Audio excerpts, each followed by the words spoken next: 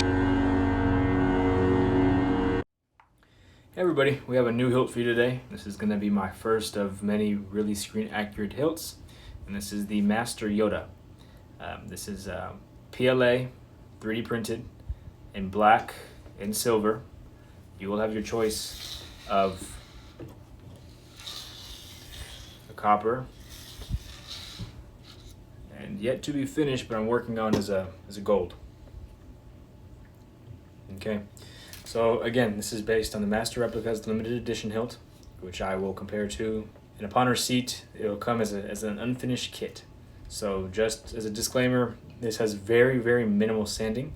This is all pretty much press fit together. I may have spent a good 2 minutes with a little file, sanding a few parts, just for peace of mind when snapping things together.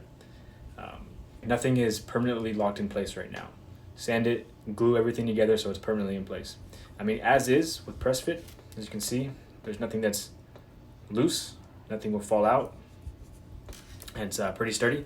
So I believe this is about as accurate as you can get with the PLA print, taking into account making it structurally rigid, easy to assemble, right? And this model has been optimized for PLA. This is the new hilt. So let me show you a comparison with the Master Replicas, and then I'll go to a parts breakdown. All right, guys, so here's a quick comparison between the PLA printed in the Master Replicas version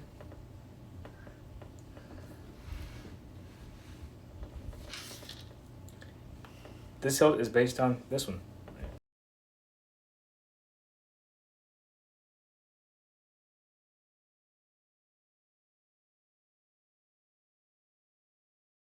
Yeah, all dimensions taken from the Master Replicas version with the calipers and whatnot. There's a few discrepancies just for rigidity, right? This is a solid metal hilt, and this is plastic, right? So where this section can be thinner, this section has to be a little bit thicker in order to not snap. So I originally did try, I went through multiple iterations. This is version 5 actually to make it FDM optimized.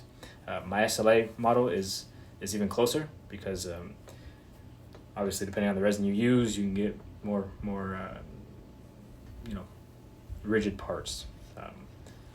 So again, here's a side-by-side comparison. I even exact same number of little cutouts here at the bottom. I got all the details and even the installation methodology, the construction of it is the same. So even all these little parts down here. Obviously this is the battle damage version, and you can damage this as well. I don't offer those services, but something you can do on your own. Okay, so now for disassembly. Okay, so these are the pieces that you get. It comes in form like this. All right, so you have your metallic looking pieces, and again, it's gonna be the same for the gold or copper. I may even offer a 3-pack with all 3 together. Depends on the interest. I don't know if anybody cares what color it is. I do find this to look pretty cool. Like, you don't even need to paint it. But all right, so here are the parts. As you can tell, it's pretty detailed. Here's the lower part of the body, right? And tolerances have been designed into it. And all you really need to do, here's the control sleeve, I call it. Everything's press fit. Boom. There you go. And you have your 4 grips. And the grips are keyed. Right? So you see the key. They are keyed. And they all just press fit. I have tweaked the printing orientation, so I'm doing an updated version of these now, where, I mean, all I did was update the orientation just for added rigidity. I was originally printing them like this. And now I'm going to print them like this and see what offers a stronger part. They are completely solid, so there's no, that meaning 100% infill. Okay, so you snap them together. And again, this is without glue. Look, tolerances have been designed into this. I'm pretty proud of this model. Okay. And permanently, once I do sand and finish this, which you can do, I plan to glue it all down. Obviously the SLA version, I'm going through the finishing process now. Control box, so this is keyed as well. And my seam, all prints will come with the seam hidden by the control box. Okay, so that's the more or less the bottom half. Place this side. Top half, you have your, and again, this is very like with essentially no finishing. But you have your emitter. Call this the emitter transition or emitter housing. What you want to do for this, the order of operations here doesn't matter. You have your shroud, your emitter shroud. Again, very tight tolerances designed into it. Just press fit. Now this is the most fragile part of the build, but I'm pretty happy with how rigid I got it. Okay. So I could push this all the way down. This goes all the way down, but I'm not going to do that because it'll make it more of a pain to get out until I'm ready to permanently put that in there and glue it. Okay. And this will just, it's your top section. This will just snap into your top section.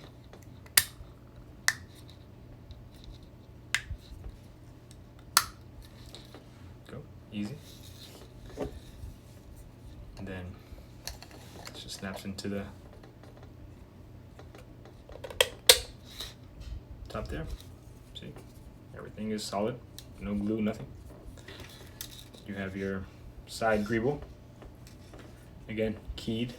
In originally in my SLA print, these were a lot smaller, but for rigidity, so you don't have to really worry about accidentally banging it around and breaking it. I made them a lot more robust. Again, this took a lot of failed prints and a lot of stress testing to get right. Okay, and the back end here. There you go. And you have a assembled kit. And so, again, you can take this set as many, as far as you want to in terms of finishing. This thing can be taken to a whole nother level. And if you guys are interested in a resin cast or a potential SLA print, let me know. I can put those up as well. One quick note, something I wanted to add that I forgot to add, was a comparison to Hasbro Force Effects. So you can see here how disproportionate the Hasbro is and how oversized it is compared to the Master Replicas and my model. Right, so yeah, just for reference, this thing is pretty beefy in all areas. The details are essentially there, but it's a lot beefier. But let me tell you, this thing in hand, like, it feels so compact and feels good. All right, thank you guys.